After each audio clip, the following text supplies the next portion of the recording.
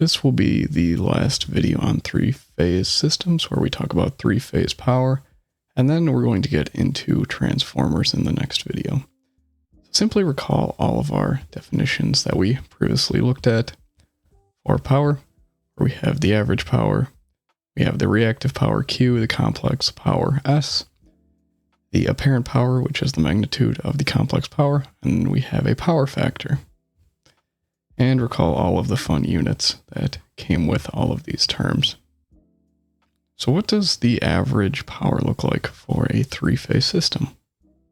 Well, one might say that the average power is the sum of the average power of A plus B plus C, or 3 times the average power if we have a balanced system. Now what does that look like?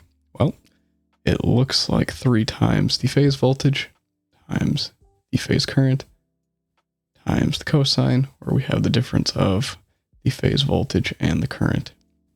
But this is also equal to square root of 3 times the line voltage times the line current. And then we have that cosine term that still comes for the ride.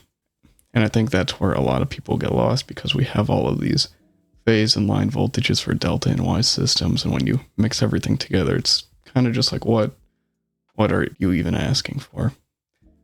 But simply just recall that for the Y system and for delta systems, we had these relations for the line voltages and the line currents with respect to the phase voltages and phase currents. And that's what we're going to be using.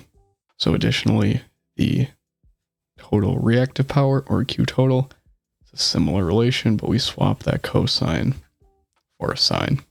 So we can look at an example where we have a Y to Y network, and we have VAN equal to 110 volts with a phase angle of 0 degrees, a line impedance of 5 minus J2 ohms, a load impedance of 10 plus J8 ohms, and we just want to find that complex power for the source and the load. So to do that, we have a few rules. First thing we're going to do is pick a phase, any phase. We're just going to go with phase A. So we know that the current for phase A is equal to the voltage divided by the impedance, the total impedance. So we have the line plus the load. And that's going to be equal to approximately 6.81 amps with a phase angle of minus 21.8 degrees. So we know the current that's coming out of that voltage source, VAN. We know what that voltage is. So we can simply multiply the voltage times the conjugate of the current. Notice the swap from the minus sign to a positive sign. And what we get is just about minus 2200 volt amps with a phase angle of 21.8 degrees. And if we want the voltage for the load for the A phase, we can simply multiply the current times the impedance to get 87.24 volts with the phase angle of 16.9 degrees. So we know the current for the load, we know the voltage for the load. Again, we can apply the voltage times the conjugate of the current to get just under 1800 volt amps with a phase angle of 38.7 degrees.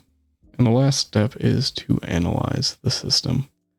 So if we look at the average power, or the delta in average power between the source and the load, we see that we have about 2087 minus 1392, which is equal to almost 700 watts.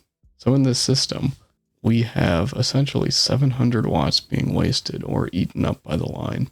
Now, if you have small electronics and that line isn't that large, that's a lot of power, because it's probably all coming out as heat, so your system's getting pretty hot.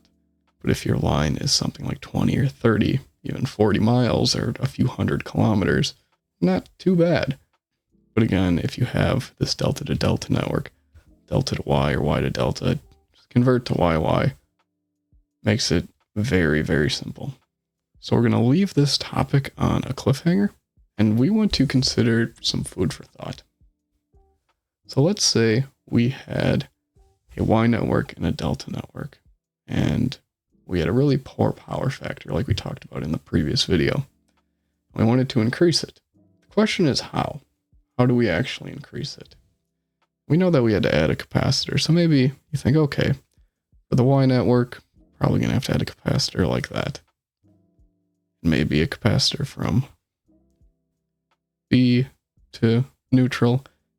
And let's see, what's the best way to draw this? And a capacitor from line C to neutral. That could work. Seems like it might do a fair job. But let's think about the delta network. How do you even do that? Do you connect a capacitor from A to B like this? And do the same for ZB and CA as we did for ZC? Or do you do it other ways? And it turns out there's a plethora of things that you can actually do. So if we look at a delta network, there's a few power factor correction networks of capacitors that we can add. The first is this delta network, and the second is this star network. So you can see that they're different. One kind of looks like a delta, one kind of looks like a Y network, except we don't really have a neutral line going anywhere. The question is, which is better to use, and when to use a delta versus star network for increasing the power factor, how the values of the capacitors change, and how to convert between the two. And we'll cover this in a course much later, but food for thought now to keep the interest going.